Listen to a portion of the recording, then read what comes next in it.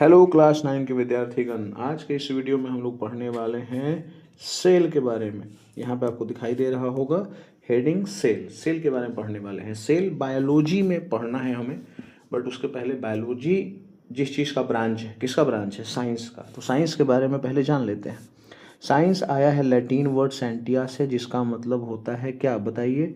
किसी भी चीज़ के बारे में क्या करना? जानना। देखो, साइंस का मतलब क्या होता है? To know. किसी भी चीज़ के बारे में अच्छे तरीके से, है ना, सबूत के साथ उसके बारे में क्या करना? जानना। यही तो साइंस है। ठीक है, अब जान लेते हैं सेल जिस चीज़ में हमें पढ़ना है। हमें पढ़ना है सेल किस में? बायोलॉजी में। यहाँ पे दिख रहा होगा बायोलॉजी के बारे में सबसे पहले अच्छे तरीके से खोज करने वाले या उसके बारे में बतलाने वाले थे, उनका नाम था अरस्तु, जिनको अरिस्टोटल कहा जाता है इंग्लिश में, अरस्तु बोला जाता है हिंदी में। Father of biology. Father of biology किन्हें बोला जाता है? अरस्तु को। क्यों बोला जाता है? क्योंकि इन्होंने इसके बारे में अच्छे तरीके से जानने की कोशिश सबसे पहली बार की, है ना। फादर उन्हीं को तो बनाया जाएगा। ठीक है, अब यहाँ पर है बायोलॉजी जो होता है उसको मेनली दो ब्रांचों में बांटा गया है। एक यहाँ पे आपको दिख रहा होगा जूलॉजी, और एक यहाँ पे है बोटनी, है ना। बोटैनी, बोटनी बोल दो यार। ठीक है, अब जूलॉजी में हमें क्या पढ़ना होता है? ठीक है, जू मतलब चिड़ियाघर। जनरली हम जू में जाते हैं तो चिड़िया थोड़ी रहता है, एनिमल जनरली होता है। तो जू से आप एनिमल को डिनोट कर सकते हो, और जूलॉजी में हमें क्या पढ़ना होता है? स्टडी ऑफ एनिमल के बारे में। इतनी बातें दिमाग में आ गई। और बोटनी में क्या पढ़ना होता है? Study of planet. ठीक है, देखिए इसको कैसे याद करेंगे? तो जनरली लकड़ी का जो टुकड़ा होता है ना, बड़े बड़े पेड़ का जो तना का टुकड़ा होता है उसको बोटा कहा जाता है। बोटा से बोटनी हो जाएगा। ठीक है, लकड़ी का बोटा। ठीक है, तो ये भी याद हो गया होगा आपको। चलिए अब आगे बढ़ते हैं। यहाँ पर जैसे बायोलॉजी के पिता थे, वैसे ही यहाँ पर इन दोनों ब्रांचेस के भी पिता हैं। अब वो कौन कौन से हैं उस पर बात कर लेते हैं। पहले जो पिताजी हैं उनका है, मतलब जूलॉजी के पिताजी जो है वो अरिस्टोटल ही है, मतलब अरस्तु ही है, जो बायोलॉजी के हैं। जो बायोलॉजी के फादर हैं वो जूलॉजी के हैं, क्योंकि उन्होंने पहली बार जब पता करना चालू किया बायोलॉजी में तो सबसे पहले एनिमल के बारे में पता करना चालू किया, इसलिए इनको एनिमल का भी फादर कहा जाता है। और प्लांट के बारे में अच्छे तरीके से पता करने की शुरुआत जो है वो किसने की थी? थ्योफ्रेस्टस ने, इसलिए इनको फादर ऑफ बोटनी कहा जाता है। समझ में इतना आया? ये सब इंट्रोडक्शन वीडियो है ना। ये सब जानकारी के लिए बहुत अच्छा लगता है। इंट्रो जब कॉपी पे लिखल रहता है तो बहुत अच्छा लगता है, और जानकारी भी बहुत इंपॉर्टेंट है। ये सब ऐसा नहीं कि बेकार है। लेकिन अब जो मेन हम जानने वाले हैं सेल के बारे में, वो अब यहाँ से स्टार्ट हो रहा है। आपको दिखाई दे रहा होगा कि सेल जो है उसको भी एक लैटिन वर्ड है, उससे डिराइव किया गया, जिसका नाम क्या है? सेलुला, है ना। सेल ही नाम क्यों पड़ा? अब सेल के अलावा तो बहुत दुनिया में बहुत सारा वर्ड है उसका यूज किया जाता है, क्योंकि सेल लैटिन वर्ड सेलुला से लिया गया है, और सेलुला का मतलब क्या होता है? लिटिल रूम, छोटा सा कमरा। अब क्यों छोटे से कमरे वाले वर्ड को ही चुना गया सेल को डिनोट करने के लिए, ये आपको आगे पता चल जाएगा। इतनी बातें पता चल गई कि सेल जो है लैटिन वर्ड है, जिससे लिया गया है इसको, जिसका नाम क्या है? सेलुला, और उसका मतलब क्या होता है? Little room. चलिए अब आगे बढ़ते हैं। यहाँ पर देखिए, सेल की जो डिस्कवरी हुई है वो किसने करी है? सेल को पहली बार किसने खोजा, देखा? तो नाम क्या है? रॉबर्ट हुक, है ना, रॉबर्ट हुक। सेल होता क्या है? देखिए, कोई भी लिविंग थिंग है, अगर उसको छोटे छोटे टुकड़ों में बांटिएगा तो एक ऐसा स्थिति आ जाएगा जब वो टुकड़ा हो ही नहीं सकता है। वो छोटा टुकड़ा को कहा जाता है कौची? सेल कहा जाता है। अब वो छोटा बहुत है तो ओकरा पकड़ेला कौची यूज करिएगा? हुक, है ना। ये वर्ड यूज होता है ना कि अरे हमने हुक से पकड़ा। कुत्ते की आवाज़ आ रही होगी भौंकने की, तो उसको इग्नोर करिए। जनरली किसी भी चीज़ को पकड़ना होता है तो हुक से पकड़ते हैं। तो हम कह सकते हैं कि सेल की जो खोज है वो किसने करी? रॉबर्ट हुक ने करी। कब करी? 1665 में करी। 1665 में रॉबर्ट हुक ने पहली बार सेल को देखा, खोजा। कैसे खोजा इस पे बात कर लेते हैं। कहीं तो देखा होगा। तो उन्होंने ऑब्जर्व किया, किसको? पतला स्लाइस। स्लाइस मतलब एक तरह से टुकड़ा, या आप इसको बोल सकते हैं कोई भी ऑब्जेक्ट होता है ना, छिलका। छिलका समझ में आ रहा है। तो थीन स्लाइस जो होता है, पतला छिलका, किसका? बॉटल कॉर्क का। अब ये बॉटल कॉर्क अलग अलग जगहों पे अलग अलग चीज़ें दी हुई रहती है। जनरली बॉटल कॉर्क का मतलब होता है, लैब में देखा होगा जो ग्लास का जो बोतल होता है उसके ऊपर, अभी तो जनरली प्लास्टिक का भी यूज हो जाता है, लेकिन लकड़ी का यूज होता था पहले, अभी भी कहीं कहीं होता है। बोतल को बंद करने के लिए ऊपर से उसका कैप जैसा होता है वो, तो उसका छिलका, क्योंकि वो लैब में मौजूद था, है ना, और वो एक खास तरह के पेड़ से बनता है ना। ये मैंने खोजा है तो पता चला है ना, मतलब गूगल पे देखा कि बोतल कॉर्क का मतलब क्या होता है, तो ये सब बातें मेरे को पता चली। ठीक है, अब उसका छिलका को उन्होंने किससे देखा? माइक्रोस्कोप से देखा, क्योंकि सेल को देखना है, सेल बहुत छोटा होता है, उसको आप नॉर्मल आँख से नहीं देख सकते हैं। ठीक है ना, तो उसको देखने के लिए माइक्रोस्कोप का यूज किया। उस समय माइक्रोस्कोप, है ना, नहीं था, तो उन्होंने खुद से बनाया और खुद से बना करके उसको उन्होंने खोजा। इतना समझ में आपको आया? ठीक है, चलिए अब आगे बढ़ते हैं। पॉइंट ये है कि जो सेल होता है वो दो तरह का होता है। सेल जो होता है वो दो तरह का होता है। एक होता है डेड सेल, यहाँ पे आपको दिखाई दे रहा होगा, एक होता है डेड सेल और एक होता है लिविंग सेल। एक होता है डेड सेल और एक होता है क्या? Living cell. अरे ये तो कलम चल ही नहीं रहा है बढ़िया से। लिविंग सेल, ठीक है ना, डेड सेल और लिविंग सेल होता है।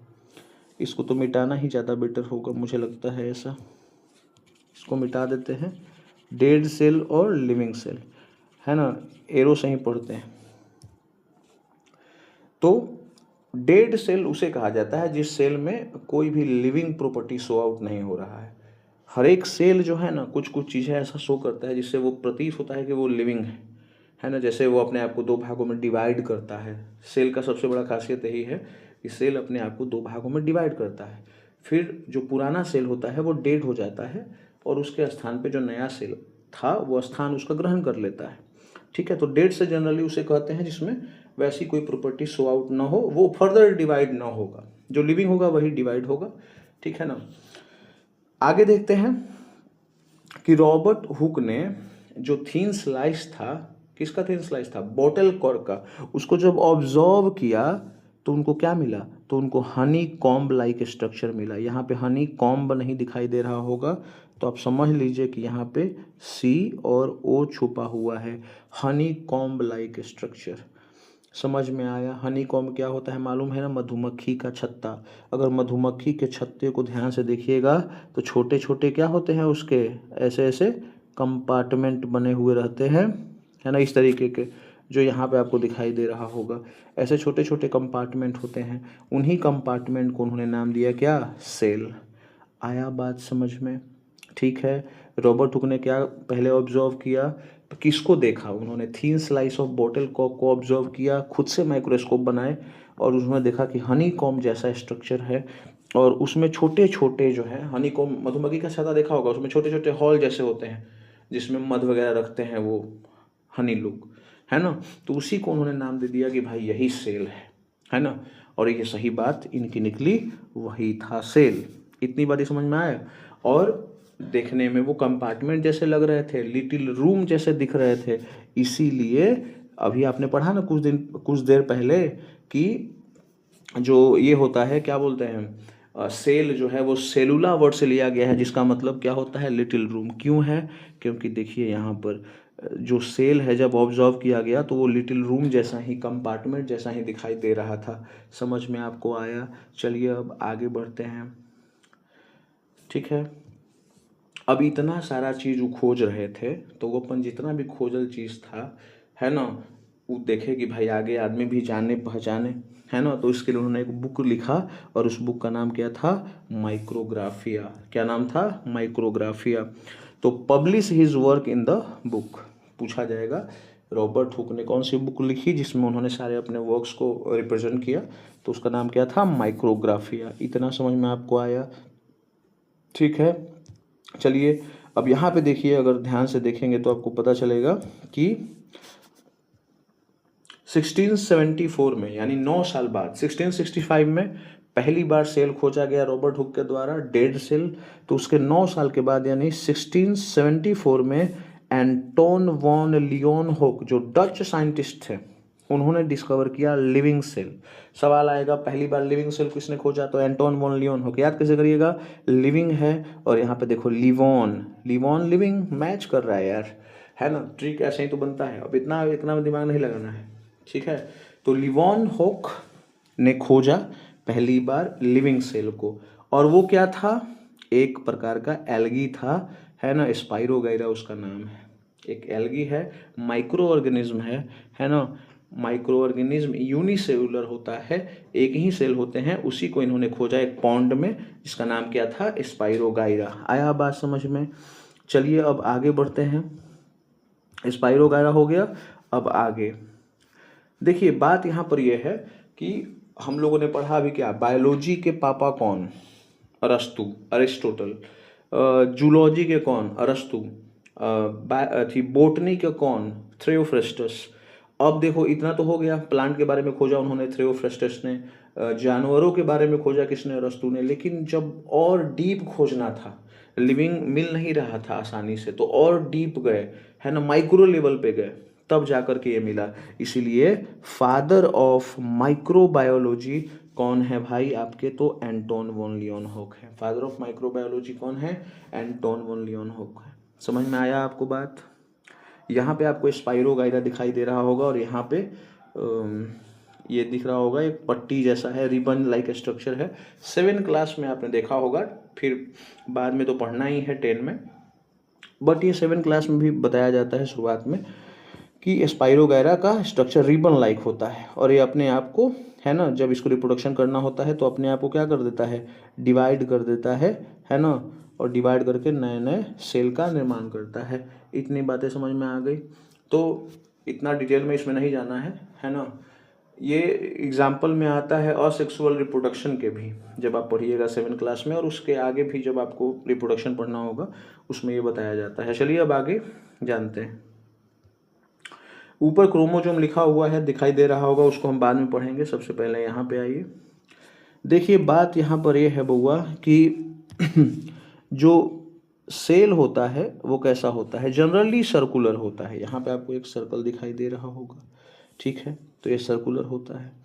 इस सर्कल में, है ना, इस सर्कल, ये जो सर्कल है ये किसको रिप्रेजेंट कर रहा है, सेल को।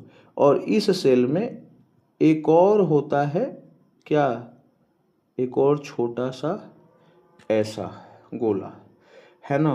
तो ये जो छोटा गोला दिखाई दे रहा है इसको कहा जाता है न्यूक्लियस, है ना। जैसे हमारे शरीर को ब्रेन कंट्रोल करता है, यहाँ पर सेल को कंट्रोल करने का काम कौन करता है, ये न्यूक्लियस। समझ में आया बात। तो न्यूक्लियस जो है उसकी खोज हुई 1831 में। कब खोज हुई उसकी, 1831 में। किसने खोज करी, रॉबर्ट ब्राउन ने। इसको कैसे याद करेंगे, तो देखिए कोई भी फल होता है उसके अंदर जो सबसे बीच में क्या रहता है बताइए, उसका सीड होता है, और सीड जनरली उसका कलर कैसा होता है, ब्राउन। सो आप बोल सकते हैं कि जो न्यूक्लियस है उसकी खोज किसने करी, रॉबर्ट ब्राउन ने करी। समझ में आया। पूछा जाएगा न्यूक्लियस की खोज किसने करा, तो रॉबर्ट ब्राउन ने। समझ में सबको आया, एकदम आया होगा, कुछ भारी नहीं है इसमें। अब देखिए बउआ जो इम्पोर्टेंट है, अब इम्पोर्टेंट जो बात आ रही है वो समझिए। देखिए इसमें जो आपको दिखाई दे रहा है न्यूक्लियस, ये सबसे छोटा वाला गोला, और ये सबसे बड़ा वाला जो सेल हो गया, ठीक है ना। तो इस सेल का जो सबसे ऊपरी भाग होता है, जो रेड कलर का ये दिखाई दे रहा होगा, ठीक है ना, इसको क्या बोला जाता है बताइए, आप बता सकते हैं कि क्या बोला जाता है, सेल मेम्ब्रेन कहा जाता है इसे, ठीक है। आपने जरूर पढ़ा होगा, 8 क्लास में भी सेल पढ़ना है, उसमें बताया गया होगा कि आउटर जो कवरिंग होता है या बॉर्डर होता है, बॉर्डर लाइन, उसे सेल मेम्ब्रेन कहा जाता है। तो ये सेल मेम्ब्रेन है। सेल मेम्ब्रेन के अंदर देखिए, यहाँ पर सेल मेम्ब्रेन के अंदर ऐसे ऐसे छोटे छोटे क्या, बहुत सारे, है ना, जेली लाइक लिक्विड भरे हुए होते हैं। इसमें भी भरे हुए रहते हैं और ये न्यूक्लियस के अंदर भी भरे हुए रहते हैं। तो देखिए सेल मेम्ब्रेन के अंदर और न्यूक्लियस के बाहर जो भरे हुए रहते हैं उन्हें कहा जाता है साइटोप्लाज्म। क्या कहा जाता है, साइटोप्लाज्म। और न्यूक्लियस के अंदर जो भरे हुए लिक्विड रहते हैं उन्हें न्यूक्लियोप्लाज्म कहा जाता है।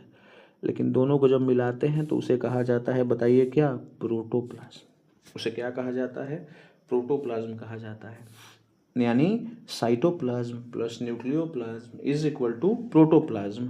आया समझ में, नहीं आया समझ में, बताइए, ठीक है ना। कमेंट जरूर करिएगा जो पॉइंट आपको समझ में नहीं आएगा, दोबारा हम अलग से एक वीडियो बना करके आपको एक्सप्लेन कर देंगे।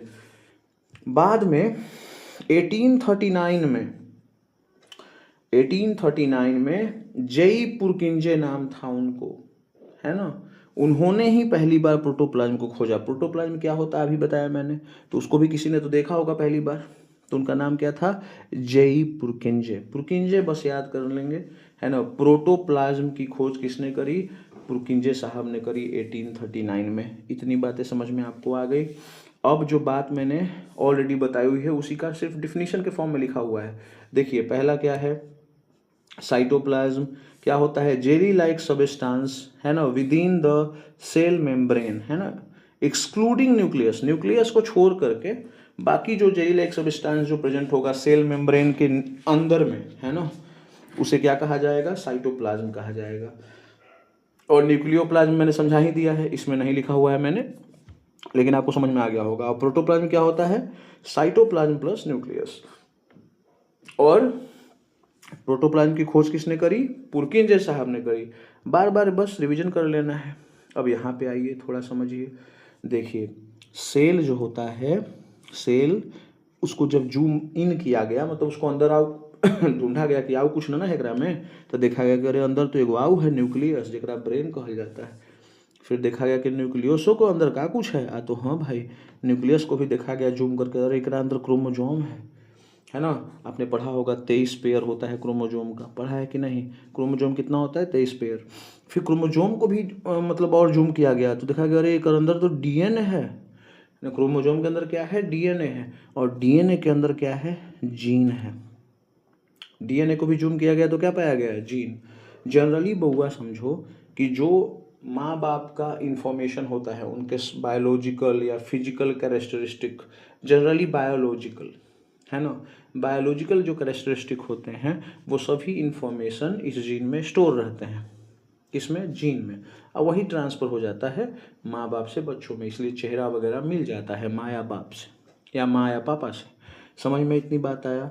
लेकिन जीन का खोज नहीं हुआ था, बहुत बाद में हुआ जीन का खोज, है ना। सबसे पहले किसका खोज हुआ होगा, न्यूक्लियस का। तो एक हैकल नाम के वैज्ञानिक थे, हैकल साहब ने कहा कि न्यूक्लियस ही वो भाग है सेल का जो रिस्पॉन्सिबल है for storing and transmitting hereditary character. क्योंकि जीन बाद में खोजा गया, लेकिन बात तो सही था इनका, क्योंकि न्यूक्लियस के अंदर ही है ये जीन। बोलिए ना यस और नॉट, ठीक है ना। तो कहना इनका एक तरह से सही ही था, बस यही था कि इन्होंने एक्यूरेट नहीं कहा कि जीन के अंदर है, इन्होंने न्यूक्लियस बोल दिया, अब न्यूक्लियस के अंदर ही जीन है, तो समझ लीजिए अपना, ठीक है। इतना सबको आया समझ में। अब आगे बढ़ते हैं। यहाँ पर एक चीज़ मैंने बोला था कि लास्ट में बता देंगे, ये ऊपर वाला क्यों समझ में आ रहा होगा देखने से ही, कि यहाँ पे साफ साफ लिखा हुआ है क्रोमोजोम। क्रोमोजोम किसके अंदर रहता है, न्यूक्लियस के अंदर। कितने पेयर होते हैं, 23 पेयर होते हैं, 46 गो टोटल होता है, 22 गो सेम होता है, 23वां पेयर जो होता है 23rd पेयर वो दोनों में अलग अलग होता है। मेन में होता है XY और वुमेन में होता है XX, जिसके कारण, है ना, ये डिसाइड होता है कि बच्चा जो होगा वो गर्ल होगा या बॉय होगा। जनरली बॉय रिस्पॉन्सिबल होता है इसके लिए, क्योंकि उसी के पास X एंड Y क्रोमोजोम है, ठीक है। लेकिन वो अलग बात है कि सोशल लाइफ में गर्ल्स को लोग ब्लेम कर देते हैं, बट बॉयज़ का वो होता है मेन कारक। तो क्रोमोजोम जो है उसकी खोज किसने करी, तो फ्लेमिंग साहब ने उसकी खोज करी, है ना, लेकिन उसको नाम दिया वाल्डेयर साहब ने, है ना। ये कन्फ्यूजिंग थोड़ा हो जाता है कि अरे यार जो खोजा वही नाम देगा, तो खोजता कोई और है, नाम कोई और दे देता है, या हो सकता है उसके बारे में और अच्छे तरीके से खोज करके नाम दिया हो, ये हो सकता है पॉसिबिलिटी। इसको सिंपल तरीके से याद रखेंगे कि डिस्कवरी पहली बार कहीं पे देखा होगा फ्लेमिंग ने, और अच्छे तरीके से उसको खोज करके नाम देने का काम किसने किया, वाल्डेयर साहब ने। आया बात समझ में क्रोमोजोम के बारे में। चलिए अब आगे जानते हैं। देखिए हर एक चीज़ का जो स्टडी होता है उसका एक ब्रांच होता है जिसमें उसको स्टडी किया जाता है। तो यहाँ पे साफ साफ लिखा हुआ है स्टडी ऑफ सेल, जिसको क्या बोला जाता है, साइटोलॉजी। स्टडी ऑफ सेल क्या होता है, साइटोलॉजी होता है। स्टडी ऑफ सेल साइटोलॉजी कहलाता है। समझ में आपको आया, ठीक है। बाद में कुछ दिन के बाद फिर 1839 में आया सेल थ्योरी। देखिए थ्योरी क्या होता है, कुछ स्टेटमेंट होते हैं जो ऑब्जर्वेशन पे आधारित होते हैं, जिसका कुछ प्रूफ होता है ना, और उसको बोल दिया जाता है, सबूत के साथ बता दिया जाता है, दैट इज सेल थ्योरी। समझ में आया? तो सेल थ्योरी देने वाले कौन थे? स्लाइडन एवं स्वान। सेल थ्योरी को किसने दिया? स्लाइडन एवं स्वान। मेनली यही थे, इसमें कोई कोई और थे इन्वॉल्व, बट मेनली यही थे। पूछेगा आपको तो यही जवाब देना है। उस वैज्ञानिक का नाम बताइए जिसने सेल थ्योरी दिया, सेल के बारे में कुछ बातें बतलाई जो एकदम सही थी। थ्योरी का मतलब वही होता है जो सच है। तो सेल थ्योरी है ना, स्लाइडन एवं स्वान ने दिया। समझ में आपको आ गया क्या है सेल थ्योरी? आगे जानेंगे, उसके लिए उसके पहले कुछ इंपॉर्टेंट फैक्ट यहाँ पे आपको दिखाई दे रहे होंगे जो जानना है जरूरी बहुत। जैसे स्मॉलेस्ट सेल जो होता है ह्यूमन में वो स्पर्म होता है ना। स्मॉलेस्ट सेल क्या होता है? स्पर्म। लार्जेस्ट सेल कौन होता है? ओवम। लॉन्गेस्ट कौन होता है? Nerve cell. ये तो याद हो गया है, लॉन्गेस्ट सबको पता होता है, नर्व सेल होता है। लार्जेस्ट ओवम याद रखेंगे, स्मॉलेस्ट स्पर्म याद रखेंगे। समझ में आया आपको? और जहाँ तक बात पूरे दुनिया की, तो पूरे दुनिया में जो सबसे स्मॉलेस्ट सेल होता है वो माइकोप्लाज्मा है। पूरा वर्ल्ड में, ह्यूमन की बात नहीं हो रही है, पूरे वर्ल्ड में जितने भी माइक्रो ऑर्गेनिज्म है, कुछ भी सब मिला जुला करके स्मॉलेस्ट जो है वो माइकोप्लाज्मा है ना। माइक्रो कर दीजिए इसको तो जल्दी याद हो जाएगा। सबसे छोटा वो माइक्रो कहते हैं, स्मॉलेस्ट माइकोप्लाज्मा। और जो लार्जेस्ट है वो ऑस्ट्रिच का अंडा है, याद भी होगा आपको, है ना। और जो लॉन्गेस्ट है वो कॉमन है, नर्व सेल ही है, चाहे वर्ल्ड की बात करें चाहे ह्यूमन की बात करें, ये दोनों में वही आता है। आया बात समझ में यहाँ तक? चलिए यहाँ पे आपको दिखाई दे रहा होगा सेल थ्योरी। पूछा जाता है आपसे, डायरेक्ट पूछा जाएगा what is cell theory. Cell theory के बारे में 2 या 3 पॉइंट बताइए या 4 पॉइंट बताइए। ठीक है, हम लोग जानते हैं एक करके। पहला पॉइंट है all living organism are composed of 1 और मोर सेल। सिंपल बात है, एक सेल से बना हुआ है यूनिसेलुलर कहते हैं, एक सेल से ज़्यादा से बना हुआ है मल्टी सेलुलर कहते हैं। तो बात एकदम क्लियर है, या तो एक से बने हुए हैं या तो मल्टी सेलुलर से बने हुए हैं। जैसे हम लोग मल्टी सेलुलर हैं, एनिमल्स मैक्सिमम मल्टी सेलुलर होते हैं, है ना। और जो माइक्रो ऑर्गेनिज्म होते हैं वो जनरली यूनिसेलुलर होते हैं। समझ में आया? तो सही बात तो कह रहा है कि या तो जीव होंगे यूनिसेलुलर या तो होंगे मल्टी सेलुलर। उसके बाद दूसरा क्या बताया इन्होंने? Basic unit of structure and function जो होता है वो लिविंग ऑर्गेनिज्म होता है। ये तो आप बचपन से सुनते आ रहे हो, बचपन से मतलब जब भी सेल आपने पढ़ा होगा पहले, कि देखिए जैसे घर को बनाने में ईंट की ज़रूरत है, वैसे ही किसी लिविंग बीइंग को बनाने के लिए सेल की ज़रूरत है। तो वहाँ पे जो ईंट है वो स्ट्रक्चरल यूनिट हुआ बिल्डिंग का, वैसे यहाँ पे सेल हो गया हमारे बॉडी का स्ट्रक्चरल यूनिट। अब फंक्शनल यूनिट इसलिए कहा जाता है क्योंकि देखिए आपको क्या लगता है कि हमारे शरीर में कहीं पे एक फिक्स पोजीशन है जहाँ पे एनर्जी बनता है, वो सब पूरा शरीर को भेजता है एनर्जी कि तुम भाई पैर तुमको ज़रूरत है, लो एनर्जी लो। वहाँ से मतलब कोई एक स्थान नहीं है जहाँ से एनर्जी बनता है। ठीक है, एनर्जी हर एक सेल बनाता है, हर एक सेल ऑक्सीजन लेता है ना। हर एक सेल भोजन जो हम करते हैं उसके पास पहुँचता है सोल्यूबल फॉर्म में, छोटे छोटे फॉर्म में, ब्लड के थ्रू जाता है।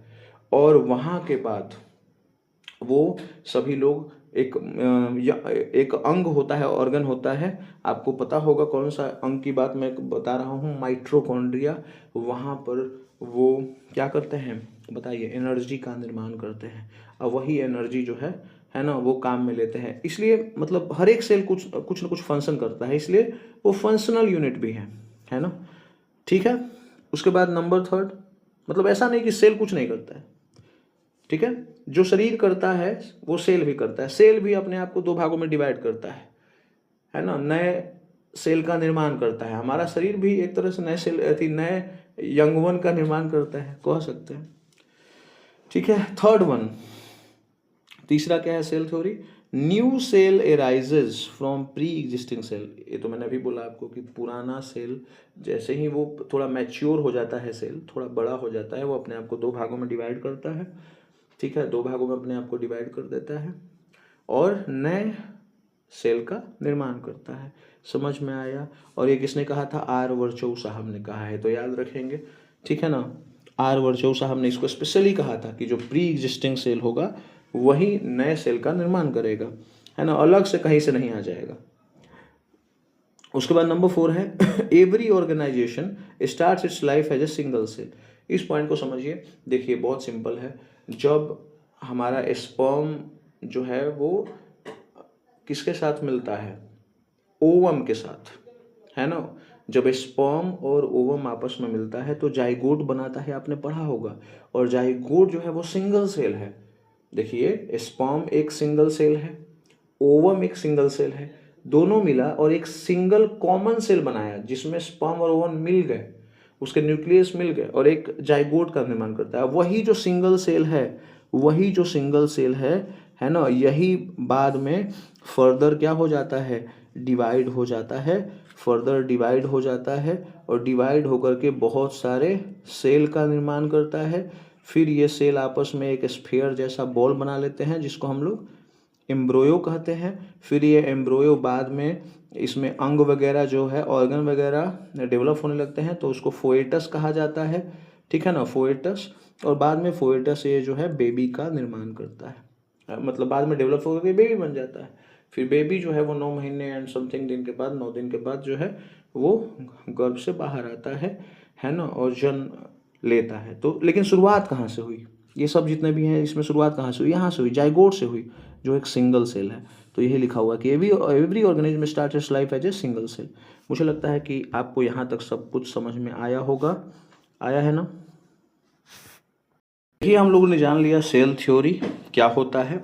अब सेल थ्योरी लागू किस पे होगा, जो सेल होगा, है ना, ठीक है। लेकिन सेल थ्योरी एक चीज़ है, माइक्रो ऑर्गेनिज्म कहीं प्रकार में वो आता है, जनरली उस पर कन्फ्यूजन लोगों को होता है कि वो माइक्रो ऑर्गेनिज्म है भी कि नहीं है।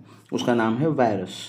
तो वायरस को इसके एक्सेप्शन में रखा गया है, मतलब सेल थ्योरी इस पर लागू नहीं होता है क्योंकि ये सेल जैसा बिहेव करता नहीं है जनरली, है ना। सेल जो है वो अगर शरीर के बाहर भी है तो लिविंग जैसा बिहेव करेगा, शरीर के अंदर है फिर भी वो लिविंग जैसा बिहेव करेगा। वायरस ऐसा नहीं है, वायरस शरीर के जब बाहर होता है तो नॉन लिविंग जैसा बिहेव करता है, शरीर के जब अंदर जाता है तो लिविंग जैसा बिहेव करता है। इसलिए सेल थ्योरी में इसको नहीं रखा गया, सिंपल बात, ठीक है।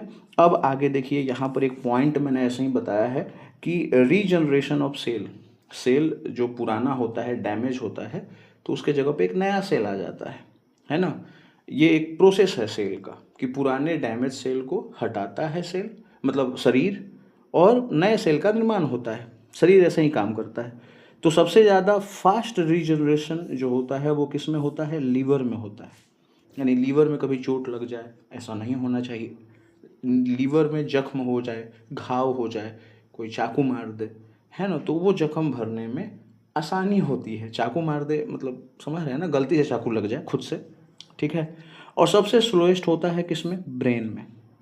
यानी अगर ब्रेन में चोट लग जाती है आपको और ब्रेन में कोई सेल डैमेज हो जाता है तो उसको भरने में बहुत टाइम लगेगा।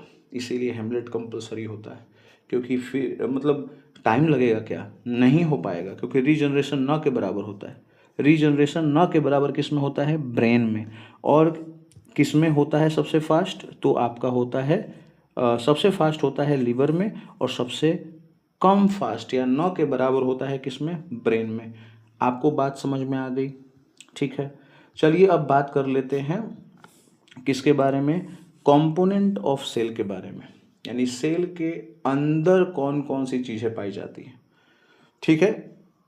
सेल के अंदर बहुत सारे ऑर्गन होते हैं जिसको कंपोनेंट मैंने यहाँ पे यूज किया है वर्ड, ठीक है ना। सेल ऑर्गेनल कहा जाता है उसे। तो इसमें देखिए आपको यहाँ पे दिखाई दे रहा होगा, यहाँ पर आपको एक दिखाई दे रहा होगा सेल, है ना, एक ऐसा सेल, और इसके अंदर एक है आपका यहाँ पर क्या, माइटोकॉन्ड्रिया, सॉरी माइक्रो में बोल रहा हूँ, माइटोकॉन्ड्रिया। अब इस माइटोकॉन्ड्रिया को हमने यहाँ पे क्या कर दिया है, जूम इन कर दिया है, ठीक है। इसको अगर ध्यान से देखा जाए, इसको अगर हम लोग ध्यान से देखें तो यहाँ पे आपको दिखाई दे रहा होगा, ये दिखाई दे रहा है हमको, तो चल अभी में दिक्कत हो जा रहा है ये वाला। तो देखिए ये एक सेल मेम्ब्रेन हुआ, और यहाँ पे एक इनर स्ट्रक्चर भी होता है, ये आपको दिखाई दे रहा होगा, इसको क्रिस्टी कहा जाता है। देखिए यहाँ पे लिखा हुआ क्रिस्टी। अब इसके ऊपर भी एक, यहाँ पे जो ये दिखाई दे रहा है ना, इसके ऊपर भी एक आवरण होता है। यानी यहाँ पे दो दो मेम्ब्रेन होते हैं, एक यहाँ पे आवरण होता है जो आपको बाहर दिखाई दिया, और एक यहाँ पे अंदर भी एक आवरण होता है यहाँ पे, है ना। यानी आप बोल सकते हो माइटोकॉन्ड्रिया के पास डबल मेम्ब्रेन होता है, एक आउटर और एक इनर मेम्ब्रेन होता है। ये ऊपर से देखने में ऐसा लग रहा है, जनरली ये क्या होता है, विड्थ भी होता है इसमें, ठीक है। समझ में आपको आया। किसी भी माइटोकॉन्ड्रिया के अंदर एक ऐसा स्ट्रक्चर पाया जाता है जिसको क्रिस्टी कहते हैं, ठीक है ना। अब इसी क्रिस्टी में देखिए, आपको पता होगा, श्वास आप लेते हैं नाक से, फिर ये जाता है कहाँ पर बताइए, आपके विंड पाइप से होते हुए, लंग्स से होते हुए, है ना, लंग्स से होते हुए, एल्वियोली से होते हुए ब्लड में जाता है। ब्लड में हेमोग्लोबिन जो है उसको लेके कहाँ पहुंचा देता है, माइटोकॉन्ड्रिया के पास। देखिए सेल के पास, माइटोकॉन्ड्रिया के पास, यहाँ पे उसको मिल जाता है क्या, ऑक्सीजन। आपको दिखाई दे रहा है यहाँ पर ऑक्सीजन मिल गया, किसको मिला, माइटोकॉन्ड्रिया को। और ये जो क्रिस्टी नाम का स्ट्रक्चर है, यही एनर्जी का निर्माण करता है। किसका निर्माण करता है, एनर्जी का। समझ में आपको आया, ठीक है। इसीलिए एनर्जी बनाता है, इसीलिए इसको हम लोग क्या बोलते हैं, power house of the cell. इसे क्या कहा जाता है, power house of the cell. ये तो पता होगा आपको, power house of the cell mitochondria, ठीक है। माइटोकॉन्ड्रिया की खोज पहली बार किसने की, अल्टमैन ने। याद रखना है, अल्टमैन ने पहली बार माइटोकॉन्ड्रिया की खोज की, ठीक है। इसके बारे में और आगे जानेंगे, अभी बेसिक बातें। जनरली हेमोग्लोबिन जो होता है, जनरली क्या मतलब करता है ये काम, हेमोग्लोबिन जो होता है वो ऑक्सीजन को कैरी करता है। किसको कैरी करता है, ऑक्सीजन को। और हेमोग्लोबिन की मात्रा जो होती है वो मेन में ज़्यादा होती है, वुमेन में कम होती है ना। तो इसीलिए कभी कभी जब कम खाना खाते हैं जनरली, है ना, एनर्जी निर्माण आप बोल सकते हो कि कमी होगा ना, क्योंकि ऑक्सीजन ही जाता है माइटोकॉन्ड्रिया में तो एनर्जी बनता है, और कम ऑक्सीजन जाएगा तो कम एनर्जी बनेगा। तो इसलिए ज़्यादातर जब स्कूल में देखे होंगे आप, जब बेहोश कर आने की बारी होती है, धूप वगैरह में जब प्रेयर होता है, तो जनरली लड़कियां जो हैं वो ऐसे ऐसे होने लगती है, ढीलने डोलने लगती हैं, ठीक है ना। पुरुष थोड़ा टिक जाता है इस मामले में, कारण है गॉड गिफ्टेड है, हेमोग्लोबिन की मात्रा उनमें ज़्यादा होती है, तो ऑक्सीजन कैरी ज़्यादा करते हैं तो ज़्यादा एनर्जी बनता है। सिंपल बात, समझ में आपको आया, ठीक है। अभी मैंने बताया आपको कि माइटोकॉन्ड्रिया के पास डबल मेम्ब्रेन होता है, एक आउटर मेम्ब्रेन और एक होता है इनर मेम्ब्रेन। तो डबल मेम्ब्रेन इन्वेलप होता है किसमें, माइटोकॉन्ड्रिया में। इसको याद रखेंगे। यहाँ पे अब मैं दिखाया, देखिए जो ऊपर से देखने में ऐसा लग रहा था, एक स्ट्रक्चर मैंने बनाया था, इसको पूरा जब जूम इन करिएगा तो देखिए स्ट्रक्चर इस तरीके का होगा। अब इस स्ट्रक्चर में बउआ एगो मेम्ब्रेन हो गया ई, देखिए ई वाला, और एगो मेम्ब्रेन ई वाला है, देखिए ये। तो इसीलिए इसको कहा गया क्या, डबल मेम्ब्रेन। आ रहा है बात समझ में, डबल मेम्ब्रेन क्यों कहा गया, क्योंकि दो दो मेम्ब्रेन है, एक इनर है और एक आउटर है। देखिए इसमें एक खासियत है, खासियत क्या है कि हर एक सेल में राइबोसोम होता है। क्या होता है, राइबोसोम। राइबोसोम क्या होता है अभी आपने पढ़ा नहीं है, बेसिक आपने 8 क्लास में जरूर पढ़ा होगा। राइबोसोम जो होता है यही प्रोटीन बनाता है। राइबोसोम का काम क्या होता है, प्रोटीन बनाना। तो ये माइटोकॉन्ड्रिया एक ऐसा सेल ऑर्गेनल है जिनके पास अपना खुद का राइबोसोम होता है। हर एक सेल में राइबोसोम होता है अलग से, जो उसको प्रोटीन प्रोवाइड करता है। लेकिन माइटोकॉन्ड्रिया में खुद का राइबोसोम होता है। समझ में आ रहा है बात, खुद का राइबोसोम। क्यों, क्योंकि इनको ज़्यादा प्रोटीन की ज़रूरत है और इनके पास खुद का डीएनए होता है। और ये दो सवाल एकदम पूछा जाता है बार बार। खुद का राइबोसोम किस में होता है, माइटोकॉन्ड्रिया में। खुद का डीएनए किस में होता है, माइटोकॉन्ड्रिया में, ठीक है। दो मेम्ब्रेन होते हैं, आउटर मेम्ब्रेन, इनर मेम्ब्रेन आपको दिखाई दे रहा होगा। और यहाँ पे आपको छोटे छोटे ऐसे फूल जैसे दिखाई दे रहे होंगे, इनको F1 पार्टिकल या ऑक्सीजोम कहा जाता है। यही ऑक्सीजन को ग्रहण करते हैं, जो बाहर से ऑक्सीजन आता है उसको ग्रहण करते हैं और एनर्जी का निर्माण करते हैं, एटीपी का, एडिनोसाइन ट्राइफॉस्फेट का निर्माण करते हैं। एडिनोसाइन ट्राइफॉस्फेट क्या होता है, एनर्जी का एक रूप है ना, तो उसका वो निर्माण करते हैं। अब आगे बढ़िए। अब यहाँ पर क्या होता है कि ये सेल के अंदर, है ना, सेल के अंदर जब ऑक्सीजन जाता है तो उस ऑक्सीजन का यूज करके जो भोजन पहुंचता है वहाँ पर सोलुबल फॉर्म में, उससे एनर्जी को निकालना, कार्बन डाइऑक्साइड रिलीज करना, है ना, ये काम है माइटोकॉन्ड्रिया का।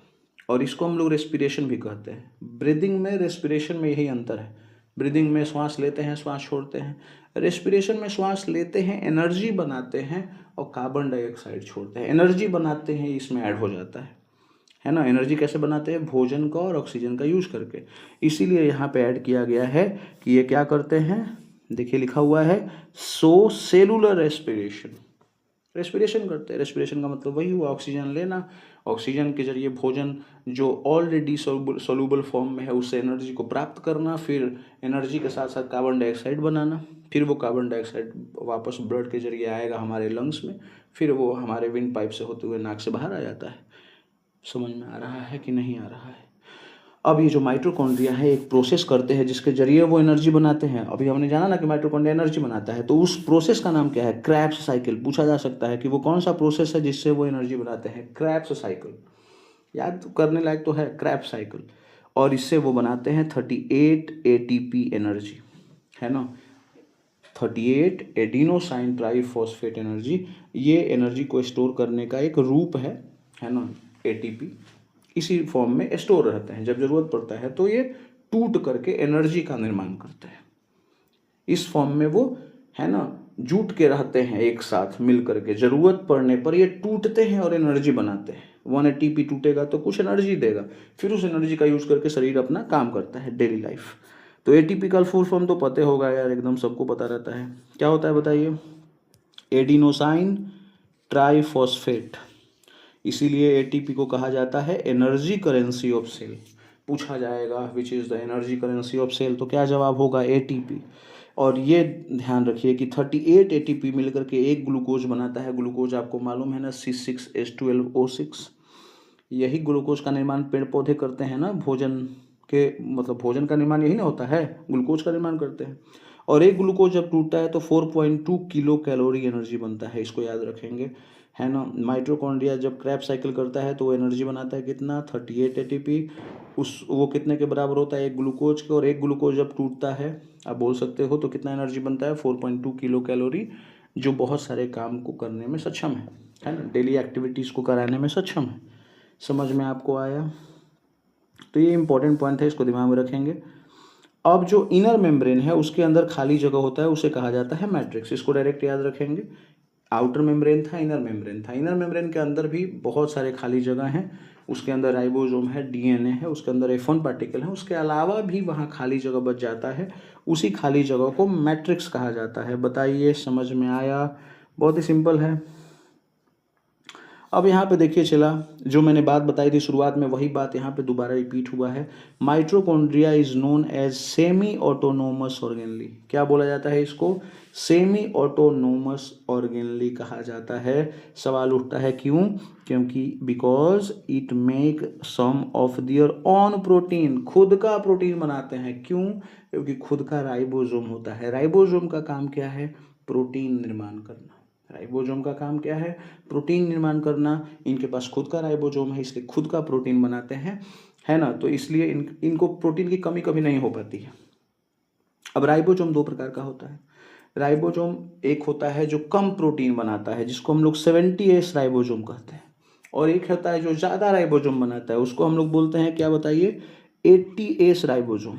80S ribosome. तो ये 70S राइबोसोम रखता है, क्योंकि इसको इतना भी नहीं चाहिए एनर्जी जितने भी यूकैरियोटिक एनिमल होते हैं। बताऊंगा यूकैरियोटिक क्या होता है, ऐसे आगे तो जानना ही है।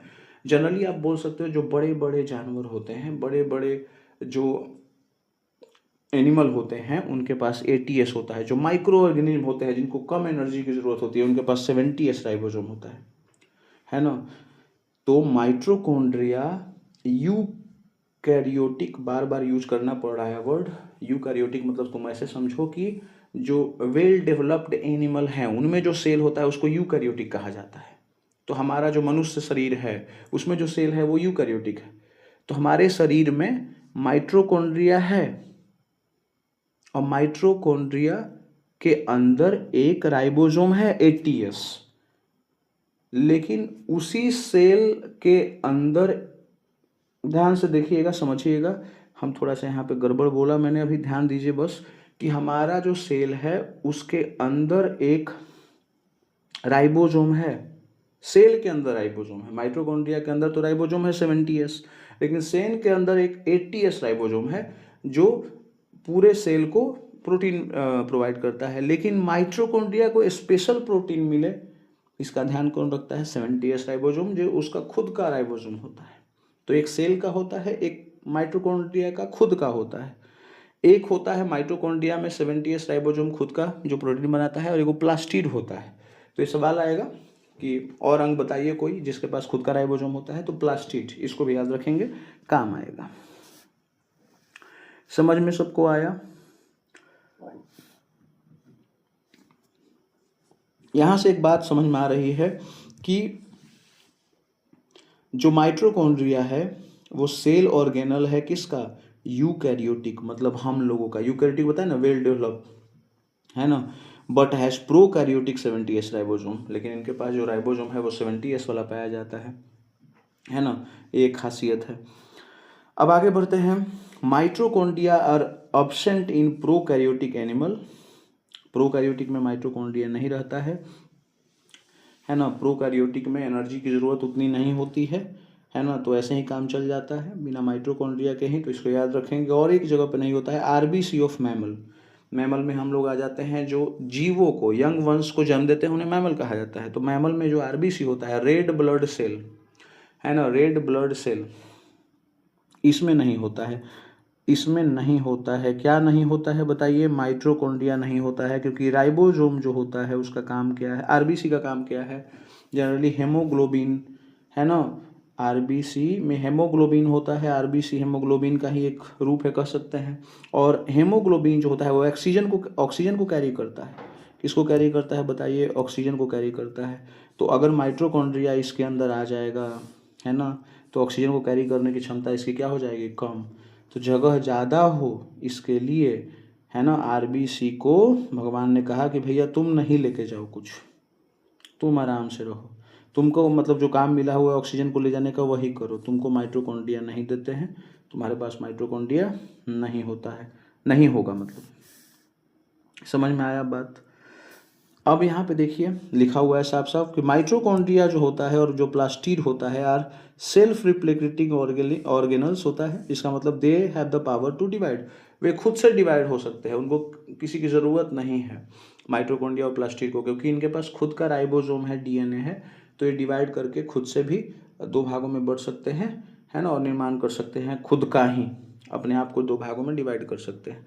ठीक है ना, भगवान ने इनको दो खासियत दे दिया है, एक राइबोसोम दे दिया है, और डीएनए जो जरूरी होता है किसी भी लिविंग सेल में। सबसे ज़्यादा जरूरी चीज़ क्या होता है? यही दोनों। आरबीसी रहेगा, सॉरी मतलब राइबोसोम रहेगा तो प्रोटीन निर्माण करेगा जो नए अंग के निर्माण में ज़रूरी है, और डीएनए इन्फॉर्मेशन को कैरी करके लेके जाता है, और ये दोनों इसके पास है, इसलिए ये खुद को डिवाइड कर सकते हैं। समझ में आया? तो पूछा जाएगा कि दो ऐसे अंग जो खुद को डिवाइड करने की शक्ति उनके पास खुद से होती है, उनको किसी की ज़रूरत नहीं है, वो है कौन? माइटोकॉन्ड्रिया और प्लास्टिड। अब यहाँ पर आपको दिखाई दे रहा होगा लिविंग ऑर्गेनिज्म जो होता है वो दो तरह के होते हैं। एक होता है नॉन सेलुलर, जिसमें सेल नहीं होता है या उसको सेल नहीं मानते हैं। एक सेलुलर होता है, इसमें सेल पाया जाता है। तो नॉन सेलुलर वो होते हैं है ना, जिसमें कोई सेल नहीं होता है ना, पता नहीं वो क्या होता है, वो एक ऐसे ही माइक्रो ऑर्गेनिज्म के रूप में रहता है। जो वायरस है इसको नॉन सेलुलर का रूप दिया गया है, इसको बोला गया है कि ये नॉन सेलुलर है। ठीक है, अब आगे जानते हैं सेलुलर क्या होता है। ठीक है, तो सेलुलर वो होते हैं कंटेन वन और मेनी सेल, या तो एक सेल उनके पास होगा या मेनी सेल होगा। अगर एक सेल होगा तो यूनिसेलुलर, बहुत सारे होगा तो मल्टी सेलुलर। बैक्टीरिया है unicellular, animal multi cellular, plant बहुत सारे जो होते हैं मल्टी सेलुलर, जो माइक्रोस्कोपिक प्लांट है वो यूनिसेलुलर। इसके अलावा भी सेलुलर ऑर्गेनिज्म जो होता है, जिनके पास सेल होता है, उनको दो भागों में बांटा जाता है सेलुलर ऑर्गेनिज्म को। एक होता है प्रोकैरियोटिक और एक होता है यूकैरियोटिक। Prokaryotic, eukaryotic. जो पूरी तरीके से डेवलप नहीं होते हैं, जो पूरी तरीके से डेवलप नहीं है, उन्हें कहा जाता है प्रोकैरियोटिक। जो पूरी तरीके से डेवलप हैं, जो कॉम्प्लेक्स हैं, उन्हें कहा जाता है यूकैरियोटिक। यूकैरियोटिक में मनुष्य, बहुत सारे जानवर, बहुत सारे पौधे जो बड़े बड़े हैं वो आते हैं। प्रोकैरियोटिक में माइक्रो ऑर्गेनिज्म जनरली आते हैं। कौन आते हैं? माइक्रो ऑर्गेनिज्म, छोटे छोटे जीव, वो प्रोकैरियोटिक में आएंगे। जो वैसे ऑर्गेनिज्म जिसमें क्या पाया जाता है? वैसे ऑर्गेनिज्म जिसमें पाया जाता है क्या? प्रोकैरियोटिक सेल, उसे कहा जाता है क्या? प्रोकैरियोट्स। वैसे ऑर्गेनिज्म जिसमें पाया जाता है यूकैरियोटिक सेल, उन्हें कहा जाता है यूकैरियोट्स। कितना सिंपल है। जिसमें प्रोकैरियोटिक सेल पाया जाता है उन्हें प्रोकैरियोट्स कहेंगे, जिसमें यूकैरियोटिक सेल पाया जाएगा उन्हें यूकैरियोट्स कहेंगे। सिंपल बात है। प्रोकैरियोट्स किसे कहेंगे? दोबारा कर लेते हैं, इतना ही सिंपल नहीं है। मेन डिफिनीशन यहाँ पे होगा। प्रोकैरियोट्स किसे कहा जाता है? वैसे यूनिसेलुलर, जनरली प्रोकैरियोट्स कौन होते हैं? जो यूनिसेलुलर होते हैं, मतलब एक सेल वाले, डेट लैक ए ट्रू न्यूक्लियस, है ना, and other membrane bound organelle. यानी इनकी दो खासियतें हैं, इनके अंदर न्यूक्लियस होगा बट न्यूक्लियस के ऊपर मेम्ब्रेन नहीं होगा, न्यूक्लियस को घेरने वाला कोई मेम्ब्रेन नहीं होगा।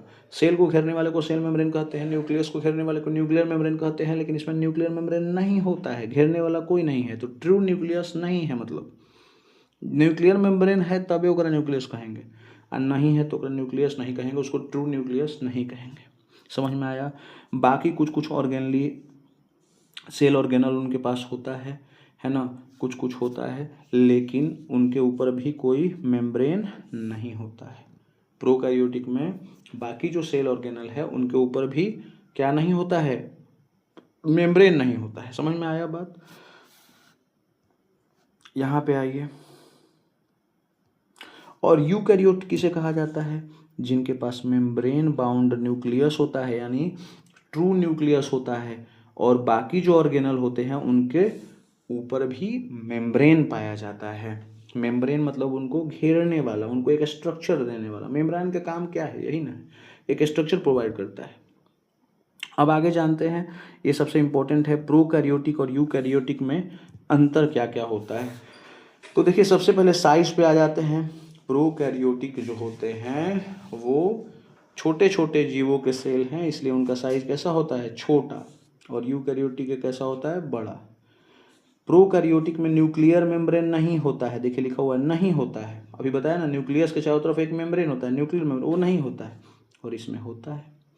इसमें रिप्रोडक्शन फास्ट होता है, तुरंत डिवाइड होकर के नए सेल का निर्माण करते हैं, तुरंत डिवाइड हो जाते हैं, और इसमें डिवाइड होने में टाइम लगता है, स्लो प्रोसेस है। प्रोकैरियोटिक रेस्पिरेशन जो करता है, रेस्पिरेशन मतलब एनर्जी का जो निर्माण करता है, वो कहाँ करता है? साइटोप्लाज्म में। ये माइटोकॉन्ड्रिया में नहीं करता है, क्योंकि माइटोकॉन्ड्रिया होता ही नहीं है इनके पास। माइटोकॉन्ड्रिया किनके पास होता है? यूकैरियोटिक के पास। तो इसलिए यूकैरियोटिक जो होते हैं वो माइटोकॉन्ड्रिया में एनर्जी का निर्माण करते हैं, सिंपल बात। प्रोकैरियोटिक कहाँ करते हैं? साइटोप्लाज्म में। वहाँ पर भोजन आता है, वहाँ पे ऑक्सीजन आता है, वहाँ पे वो प्रोसेस करते हैं और एनर्जी का निर्माण करते हैं, जो कम एनर्जी प्रोड्यूस करते हैं, क्योंकि छोटे जीव हैं, एनर्जी ज़्यादा ज़रूरत है भी नहीं। और माइटोकॉन्ड्रिया जो होता है वो अड़तीस एटीपी बनाता है, जो ज़्यादा है, और वो सही है यूकैरियोटिक के लिए। तो सवाल आएगा, प्रोकैरियोटिक रेस्पिरेशन कहाँ करता है, एनर्जी निर्माण कहाँ करता है? साइटोप्लाज्म में। वो कहाँ करता है? माइटोकॉन्ड्रिया में। प्रोकैरियोटिक जो होता है उसके पास क्या होता है? आरएनए होता है। कहाँ पर? न्यूक्लियस के अंदर। न्यूक्लियस के अंदर जो इन्फॉर्मेशन कलेक्ट करता है ना, सब चीज़ के बारे में, है ना, वो आरएनए कहलाएगा। किसमें? प्रोकैरियोटिक में। और यूकैरियोटिक में क्या कहेगा? डीएनए। डीएनए और आरएनए में फ़र्क यही है कि आरएनए थोड़ा कम डेवलप है, डीएनए ज़्यादा डेवलप है ना। तो आरएनए और डीएनए में मेनली यही फ़र्क होता है, ठीक है। अब देखिए यहाँ पर माइटोकॉन्ड्रिया प्रोकैरियोटिक में नहीं होता है, यहाँ पे दिखाई दे रहा है, माइटोकॉन्ड्रिया प्रोकैरियोटिक में नहीं होता है, यूकैरियोटिक में होता है। राइबोसोम प्रोकैरियोटिक में 70S होता है, बताया था मैंने, और उसमें होता है 80S। सेल वॉल प्रोकैरियोटिक में होता है।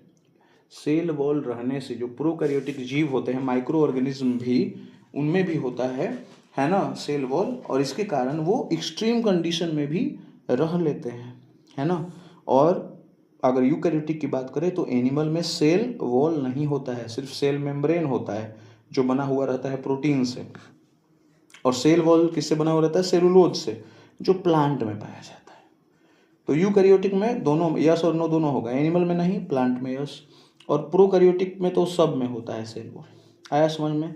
अब देखिए, वैसा न्यूक्लियस जो ट्रू न्यूक्लियस होता है, मतलब जिसके ऊपर न्यूक्लियर मेम्ब्रेन होता है, देखिए सेल के सबसे बीच में क्या होगा? न्यूक्लियस। और न्यूक्लियस के बीच में भी एक स्ट्रक्चर होता है जिसको न्यूक्लियोलस कहा जाता है। देखिए न्यूक्लियोलस लेकिन ये पाया जाता है किसमें, ट्रू न्यूक्लियस में। तो ट्रू न्यूक्लियस कौन में रहता है, यूकैरियोटिक में, इसलिए इसमें न्यूक्लियोलस है लेकिन इसमें न्यूक्लियोलस नहीं है। समझ में आया। सेल डिवीजन जो होता है इसमें मायोटिक सेल डिवीजन या मायोसिस सेल डिवीजन होता है ना। ये हम पढ़ेंगे आगे जाके कि एक प्रकार का सेल डिवीजन होता है जो इसमें होता है यूकैरियोटिक में, सबसे लास्ट में पढ़ना है हम लोग को मायोटिक, मायोसिस। और इसमें फिजन के जरिए, बडिंग के जरिए, है ना, आपने फिजन पढ़ा होगा। बाइनरी फिजन, अमीबा 2 भागों में बढ़ जाता है। बडिंग मतलब किसी भी अंग से एक बर्ड मतलब एक अंग डेवलप होता है, फिर वो अंग अपने आप को अलग कर करके एक नया जीव का निर्माण करता है। बडिंग ये प्रोसेस होता है, तो बडिंग के जरिए ये होता है। समझ में आया। चलिए ये देखिए बहुत सारा मतलब कम से कम हम 7, 8, 9 जो है वो डिफरेंस बता दिए। आपसे 3, 4 ही पूछेगा, आप बता सकते हैं आराम से। देखिए जो ट्रू न्यूक्लियस होता है ना उसको न्यूक्लियस कहा जाता है। ट्रू न्यूक्लियस न्यूक्लियस है, लेकिन जो फॉल्स न्यूक्लियस होता है उसे न्यूक्लियाइड कहा जाता है, एक स्पेशल नाम। वैसा न्यूक्लियस जिसके ऊपर न्यूक्लियर मेम्ब्रेन नहीं होता है उसे न्यूक्लियाइड कहा जाता है। न्यूक्लियस और न्यूक्लियाइड में अंतर फिर पूछेगा तो सिंपल सी बात है, न्यूक्लियस डेवलप है तो लार्ज होगा, न्यूक्लियाइड जो होगा वो डेवलप नहीं है इसलिए स्मॉल होगा, मेम्ब्रेन वगैरह है नहीं। इसमें न्यूक्लियर मेम्ब्रेन प्रेजेंट होता है न्यूक्लियस में, इसमें प्रेजेंट नहीं होता है। हमने बताया अभी तुरंत कि न्यूक्लियस के अंदर ही न्यूक्लियोलस होता है, और न्यूक्लियाइड जिसमें मेम्ब्रेन नहीं है उसके अंदर एक और स्ट्रक्चर नहीं पाया जाता है, इसलिए इसके अंदर आप बोल सकते हैं कि न्यूक्लियोलस नहीं पाया जाता है। समझ में आपको आया यहाँ तक।